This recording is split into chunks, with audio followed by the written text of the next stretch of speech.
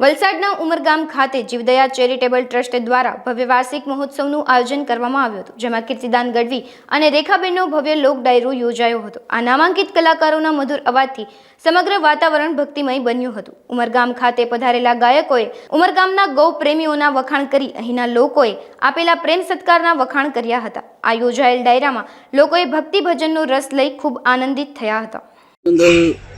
અમે જે લોક ડાયરો કરવા માટે આવ્યા, અમને અતિ મજા આવી છે અને અતિ ભાવિક માણસો અમે જોવા મળ્યા છે। પ્રોગ્રામ તો અમે ગૌ સેવાને માટે સૌરાષ્ટ્રમાં, ગુજરાત, મહારાષ્ટ્ર, MP, UP ઘણા કરીએ છીએ, પણ જે ઉમરગામને આંગણે જે અમે પ્રોગ્રામ કર્યો અને જે અમે જોયું બધું પ્રત્યક્ષ પ્રમાણ સહિત અમે ખૂબ રાજી થયા છીએ અને મન મૂકીને અમે પ્રોગ્રામ આપ્યો છે, એટલે એ બદલ અમને ખૂબ મજા આવી છે। દરેક કલાકારો અમે આનંદ અનુભવ્યો છીએ કે આવી ગૌશાળાના લાભાર્થે પ્રોગ્રામ ક્યાંય પણ હોય તો અમે વિના મૂલ્યે કરશું એવું અમે જાહેર પણ કર્યું છે। ધન્યવાદ। જય ગૌ માતા।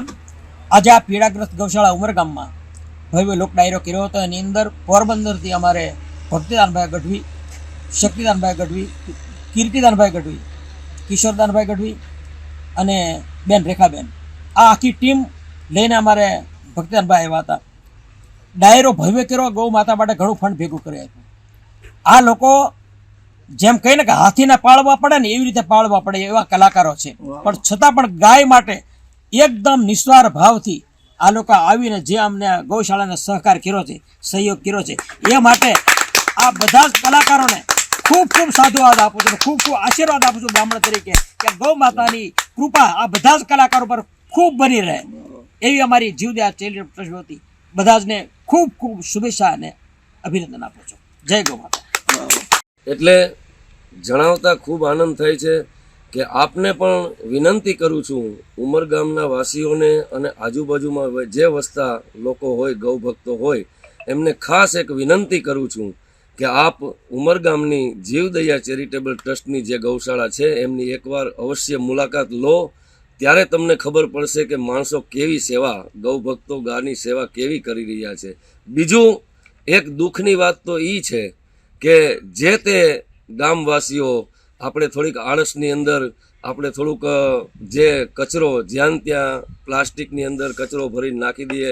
આપણે નાખવાની તો હોય ખાલી એક રોટલી, પણ એ રોટલી એક પ્લાસ્ટિકની અંદર જબલાની અંદર આપણે નાખીએ અને નાખ્યા પછી એ ગાય ખાય છે અને એ ગાયને કેટલી પીડા થાય છે, કેટલી તકલીફ થાય છે, એ તો તમે આપ રૂબરૂ આવી અને ગૌશાળાની મુલાકાત લ્યો ત્યારે આપને બધાને ખબર પડે કે આ ગૌશાળાની ગાયોની સેવા થાય છે ને આ ગાયોને કેટલી તકલીફ પડે છે। આપણે ખાલી એક પ્લાસ્ટિકનું જબલું નાખવાનું હોય અને એ જબલું નાખ્યા પછી ગાયોને કેટલી પીડા સહન કરવી પડે છે, એ ખરેખર દુઃખની વાત છે। ને આપણે હિન્દુ તરીકે જાગૃત રહેવું જોઈએ અને જાગૃતતા આપણામાં આવવી જોઈએ અને ગા છે એ આપણી મા સમાન છે।